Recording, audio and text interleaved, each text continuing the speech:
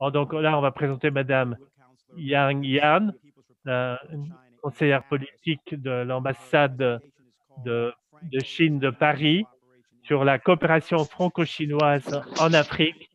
Elle va parler en français et on aura une traduction en anglais.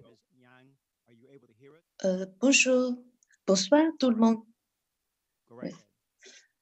Bonsoir mesdames et messieurs. Tout d'abord, je voudrais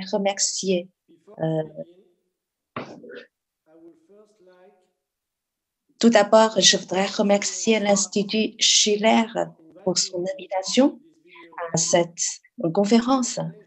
J'aimerais bien profiter de cette bonne occasion d'échanger avec vous sur la coopération sino-française en Afrique. En juin 2015, les gouvernements chinois et français ont publié une déclaration commune sur la coopération pour le développement des marchés tiers, évoquant pour la toute première fois la notion de coopération en marché tiers. Il s'agit non seulement d'une initiative majeure qui marque dans les relations sino-françaises, mais aussi d'une grande innovation de modèle de coopération internationale.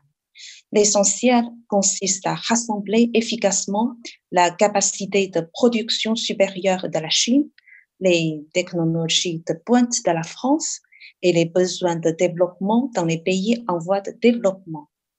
Cela permet d'aider les entreprises chinoises et françaises à se compléter et de promouvoir conjointement la croissance des industries, des infrastructures et le bien-être de la population des pays tiers pour obtenir l'effet selon lequel 1 + 1 + 1 est supérieur à 3. La coopération en marché tiers revêt une signification particulière pour les pays africains qui nourrissent une immense demande de développement. Riche en ressources naturelles et humaines, l'Afrique a un vif souhait de traduire de manière concrète ses atouts potentiels dans le développement pour avancer sur la voie vers l'industrialisation, l'urbanisation et la modernisation. Afin de réaliser cet objectif, il faut des investissements considérables dans les infrastructures, la formation des femmes et des hommes, et un soutien en matière de technologie, de capacité de production et de finances.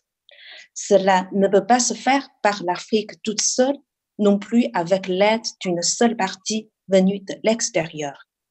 Par contre, dans le cadre de la coopération en marché tiers, la Chine et la France peuvent, mettant en valeur leurs avantages respectifs tout en prenant en compte la demande africaine pour le développement, coopérer dans les domaines des infrastructures,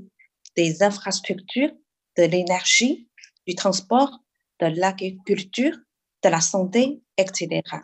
C'est profitable aux entreprises chinoises et françaises, mais aussi au développement économique et social de l'Afrique. Pendant ces dernières années, sous l'impulsion des chefs d'État chinois et français, la coopération en marché tiers se développe de manière accélérée. Dans le rapport de travail du gouvernement chinois de l'année 2019, on évoque une extension de la coopération dans les marchés tiers. Guidées par cette politique, les entreprises chinoises ont une volonté de plus en plus accrue en faveur de la coopération en marché tiers. Actuellement, les parties chinoises et françaises ont signé la liste sur la 3e série de projets de démonstration de la coopération en marché tiers et créé un fonds de coopération en marché tiers. Cette coopération a récolté des réalisations concrètes en Afrique. Je cite des exemples. Le Fonds de développement Chine-Afrique a travaillé avec le groupe français Bolloré pour la mise en opération du terminal à conteneurs au port de Tangan, au Nigeria, portant ainsi le débit de conteneurs aux 500 000 EVB, créant plus de 600 emplois locaux et réalisant une contribution accumulée de plus de 100 millions de dollars. Le projet de la route nationale numéro 1 de la République du Congo, faisant l'objet d'investissements communs par la Chine et la France, a été lancé. Ce projet qui relie Brazzaville à Pointe-Noire permet de réduire le trajet de 7 jours à 6 heures. Outre ces projets d'infrastructure, la Chine et la France ont collaboré pour des projets sociaux en Afrique, dont notamment celui concernant le traitement des eaux usées au Sénégal.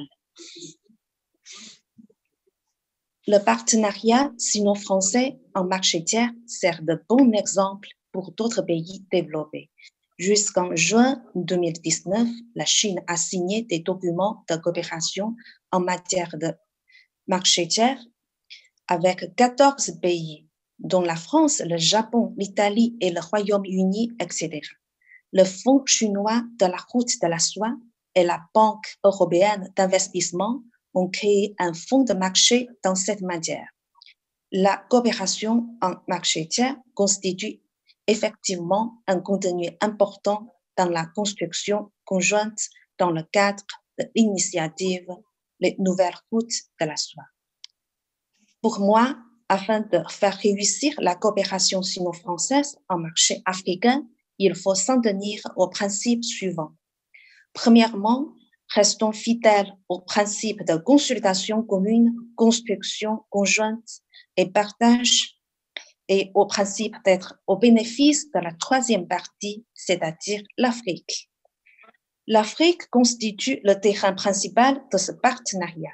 Afin de garantir le succès de la coopération, il est impératif de respecter pleinement la volonté des pays africains dans la promotion des projets concernés pour qu'ils soient conformes aux objectifs de développement de ces pays. Il faut également élever le niveau de localisation pour leur profiter en matière d'économie, d'emploi ainsi que de bien-être du peuple local. Poursuivre des intérêts propres à soi-même tout en prenant en compte les préoccupations des partenaires est la seule façon de faire réussir la coopération des trois parties. Deuxièmement, valorisons le rôle central des entreprises avec l'aide du gouvernement. Ayant pour acteurs majeurs les entreprises, ce partenariat doit être axé sur le marché et respecter pleinement les principes commerciaux et la Convention internationale. Le gouvernement doit jouer son rôle coordinateur, fonctionner en matière de mesures politiques qui encouragent et soutiennent les entreprises afin de les motiver davantage dans la coopération. Troisièmement, gardons un esprit d'ouverture et d'inclusivité et tenons à la coopération bénéfique à tous. La coopération doit être ouverte envers d'autres pays, y compris les pays africains, des organisations internationales et régionales, pour contribuer ensemble au développement de l'Afrique. Je vous remercie de votre attention. Merci.